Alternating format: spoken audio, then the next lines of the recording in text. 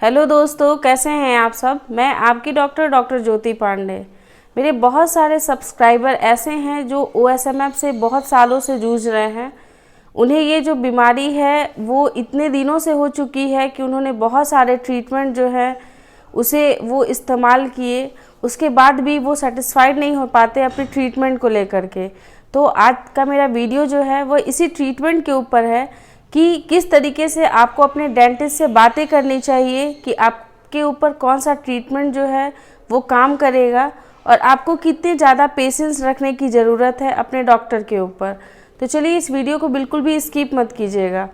सबसे पहले तो ये है कि अगर किसी को OSMF की प्रॉब्लम है तो आप सभी जानते हैं कि ये बहुत ज़्यादा तीखा खाने से या फिर बीटल नट्स, जिसको कि हम लोग एरिका नट्स या फिर सुपारी कहते हैं, उसको खाने से होता है। तो ट्रीटमेंट जो है उसमें सबसे पहले जो यही ट्रीटमेंट है कि आपको ये जो हैबिट्स है, सबसे पहले हैबिट पे रोक लगाना होगा। अगर आप अपने हैबिट को रोक देते हैं तो 90% ट्रीटमेंट जो है वो आपका यहीं से शुरू हो जाता है। सेकेंड है, आपको बहुत हेल्दी डाइट खाना है। मीन्स आपको ऐसा न्यूट्रिशन खाना है जिसमें कि आपको विटामिन B12 हो, आयरन हो, फॉलिक एसिड्स हो उसमें, और फिर एंटीऑक्सीडेंट्स रिच हो। ये सब अगर आप देखना चाहते हैं कि कौन कौन से ऐसे भोजन हैं जिसमें कि एंटीऑक्सीडेंट्स होते हैं, तो उसके लिए मैंने ऑलरेडी अपने चैनल पे एक वीडियो डाला है कि OSMF के पेशेंट को क्या खाना चाहिए और क्या नहीं खाना चाहिए। अगर आपने ये नहीं देखा है तो आप इस वीडियो को देखने के बाद उसे ज़रूर देख लीजिएगा। तो यही है कि न्यूट्रिशनल डिफिशियंसी आप में बिल्कुल ना हो, आप हेल्दी डाइट खाएँ। थर्ड है कि आपको माउथ ओपनिंग की जो एक्सरसाइजेज होती हैं उसको आपको शुरू कर देना चाहिए। उसमें बहुत सारे एक्सरसाइजेज हैं, आप कर सकते हैं। अगर आप मेरे एक्सरसाइजेज देखना चाहते हैं तो मेरे वीडियो को देख सकते हैं। उसमें मैंने बताया है कि कैसे आप बैलून से, आप स्टिक्स से और आप इवन शंख बजा करके भी अपने माउथ की जो मसल्स की स्ट्रेचनिंग की जो एक्सरसाइज होती है उसको आप घर बैठे कर सकते हैं। और जब आप अपने न्यूट्रिशन को, अपने बैड हैबिट्स को छोड़ करके और आप हेल्दी डाइट को लेते हुए अगर आपको 6 महीने हो चुके हैं और उसमें थोड़ा भी आपको फ़र्क समझ में नहीं आ रहा है, तब आपको ज़रूरत है अपना चेकअप कराने की। आपको जाना चाहिए एक अपने नियर डेंटिस्ट के पास।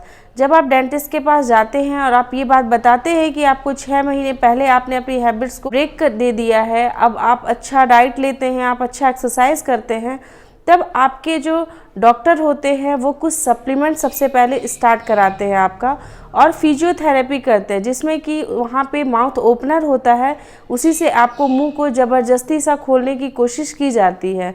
ये फिजियोथेरेपी जो होती है वो एक वीक में आपको हो सकता है 2 बार बुलाया जाए, या आपके जो डॉक्टर है वो अल्टरनेट डेज पे, मतलब कि एक दिन एक्सरसाइज कराएंगे, दूसरे दिन एक्सरसाइज नहीं कराएंगे, फिर तीसरे दिन आपकी एक्सरसाइज कराई जाएगी।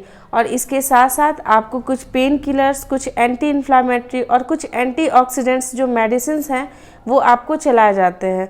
जब आपके डेंटिस्ट ये फिजियोथेरेपी अगर आपका कर रहे हैं तो आपको उनके ऊपर बिल्कुल विश्वास बनाए रखना है, और कम से कम 2 महीने तक या 3 महीने तक आपको बिल्कुल फेथ के साथ आपको ये सारी चीज़ों को करना है। उसके बाद भी अगर आपको ऐसा लगता है कि आप में थोड़े भी बदलाव नहीं आए हैं, आपके मुंह के जो मसल्स है बिल्कुल भी स्ट्रेच नहीं हो रहे हैं, आपकी जो माउथ की ओपनिंग है उसमें 1 mm का भी चेंज अगर नहीं आया है, तो फिर आपको अपने डेंटिस्ट से डिस्कस करके आपको नेक्स्ट ट्रीटमेंट की तरफ जाना चाहिए। नेक्स्ट ट्रीटमेंट जो है वो है इंजेक्टेबल ट्रीटमेंट। उसमें कि जो चिक के जो म्यूकोजा होती है वो इतनी ज़्यादा टाइट हो जाती है, क्योंकि वहाँ पे जो फाइबर बैंड होते हैं वो बहुत ज़्यादा आपस में सबमर्ज्ड कर जाते हैं। तो जब भी आप अपने चिक को छूते हैं तो बहुत ज़्यादा वो एकदम स्टोन की तरह हार्ड हो जाता है, जिसपे कि किसी भी एक्सरसाइज का और सप्लीमेंट्स का असर नहीं हो रहा है।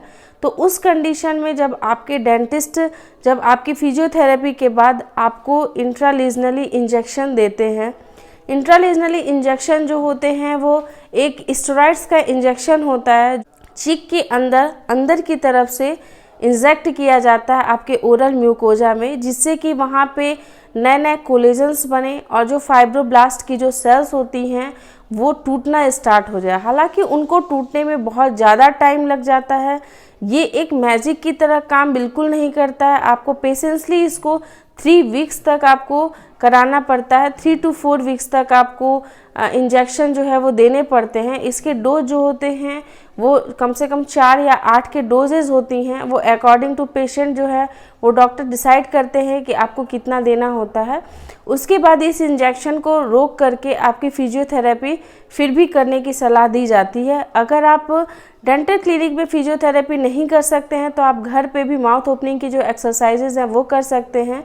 इसके साथ साथ आपके जो डेंटिस्ट होते हैं आपको कुछ ऐसे जेल्स अप्लाई करने के लिए देते हैं जिससे कि आपकी जो फाइब्रोब्लास्टिक जो सेल्स होती हैं उनमें ब्रेकेज आना शुरू हो जाए, नए नए कोलेजन्स बने और आपके जो चिक्स हैं वो स्मूथ हो जाएं। जो ये ऑइंटमेंट्स आपको लगाने के लिए दिए जाते हैं, कभी भी इस ऑइंटमेंट का उपयोग अपने अकॉर्डिंग नहीं करना चाहिए। हमेशा एक डेंटिस्ट की सलाह लेनी चाहिए, क्योंकि बहुत सारे ऐसे जेल आते हैं जो कि स्टेरॉइड्स युक्त होते हैं जिसके कि एप्लीकेशन बहुत हार्मफुल होते हैं। इसे सिर्फ कुछ दिनों तक ही किया जाता है, उसके बाद इसे रोक दिया जाता है, जिसकी जानकारी एक पेशेंट को नहीं होती है।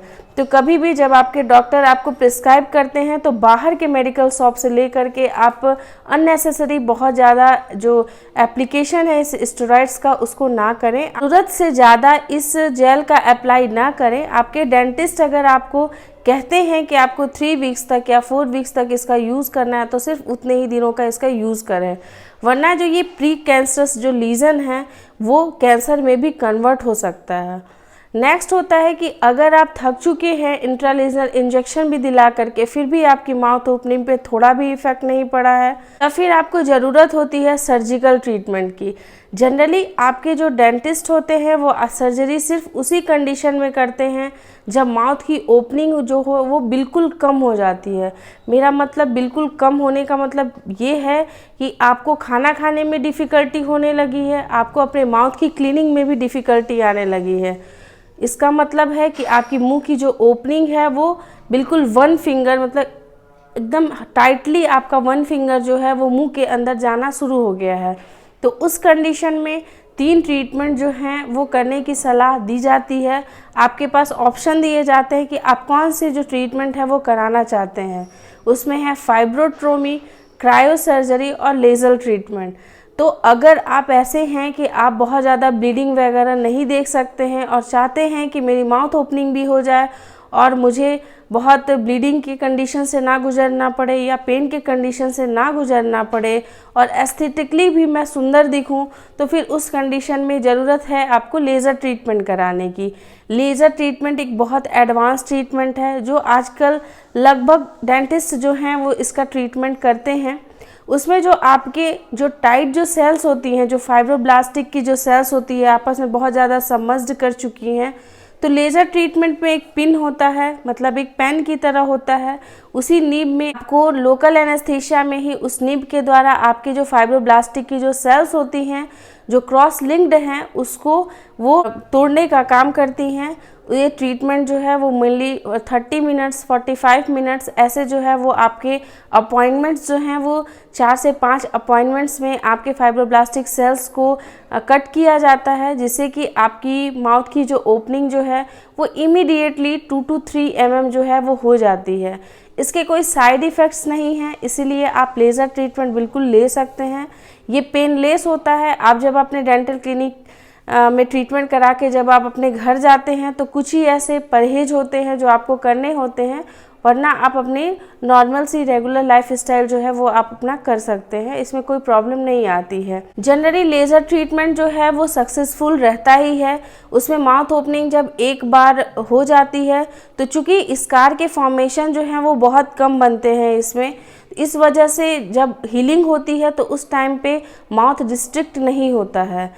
तो इसलिए लेज़र ट्रीटमेंट आप कराइए, इसके कम साइड इफ़ेक्ट्स हैं, आप करा सकते हैं और बिल्कुल अपनी एक नॉर्मल लाइफ स्टाइल जी सकते हैं।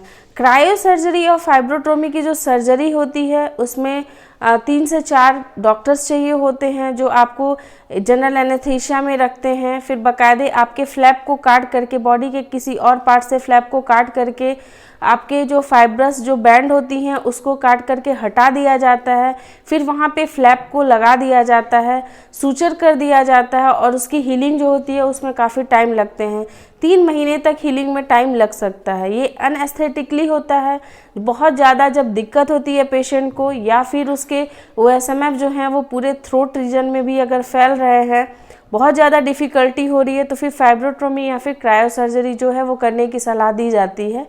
ये सर्जरी कराने के बाद भी बस इसमें एक ये होता है कि जब हीलिंग होने लगती है तो कभी कभी ऐसा होता है कि स्कार फॉर्मेशन की वजह से मुंह माउथ जो है फिर से रिस्ट्रिक्ट होने लगता है और माउथ की ओपनिंग जो ज़्यादा होनी चाहिए थी वो थोड़ी कम हो जाती है। ये जितने भी ट्रीटमेंट होते हैं वो पेशेंट टू पेशेंट वेरी करते हैं, क्योंकि हर पेशेंट की ना तो इम्यूनिटी सेम होती है ना तो कंडीशन सेम होते हैं। तो आपके डॉक्टर सर्जरी को कराने से पहले डॉक्टर आपसे सलाह ज़रूर लेते हैं कि आप कौन से सर्जरी जो है वो कराना चाहते हैं, उसके बेनिफिट्स, उसके क्या नुकसान हैं या उसके क्या हो सकते हैं आगे चल करके, इसके बारे में भी आपको पूरी जानकारी दी जाती है। तो कभी भी कोई भी ट्रीटमेंट ऐसा बिल्कुल नहीं है जिसमें कि आप आदत को बिना छोड़े हुए अगर आप ट्रीटमेंट लें तो आपके ट्रीटमेंट सक्सेसफुल रहेंगे। तो हर ट्रीटमेंट को कराने से पहले आपको अपने हैबिट्स के बारे में बिल्कुल सोचना है। भूल कर भी आपको कभी भी बीटल नट्स या फिर बहुत ज़्यादा तीखे चीज़ों का उपयोग नहीं करना है, तभी आपकी कोई भी सर्जरी सक्सेसफुल मानी जाती है। तो OSMF को लेकर के बहुत ज़्यादा पैनिक मत कीजिए, बहुत सारे ऑप्शंस हैं जिससे कि आप अपने ट्रीटमेंट को करा करके और बिल्कुल ठीक हो सकते हैं। OSMF से रिलेटेड जितनी भी ट्रीटमेंट थी, चाहे वो सर्जिकल हो या प्रिवेंटिव ट्रीटमेंट हो, उसकी सारी जानकारियाँ मैंने आपको इस वीडियो के माध्यम से दिया है। अगर फिर भी आपके मन में कोई क्वेश्चन रहा हो तो आप कमेंट बॉक्स में पूछ सकते हैं, मैं कोशिश करूँगी बहुत जल्द उसका जवाब देने की। आई होप कि आपको ये वीडियो अच्छा लगा हो। अगर अच्छा लगे तो प्लीज़ इसे लाइक और शेयर ज़रूर कीजिएगा और ऐसे इन्फॉर्मेटिव वीडियोज़ आपके साथ शेयर करती रहूँगी, लाती रहूँगी नई नई वीडियोज़। तब तक के लिए अपना ख्याल रखिएगा, अपने आसपास के लोगों का ध्यान रखिएगा। Take care, bye bye.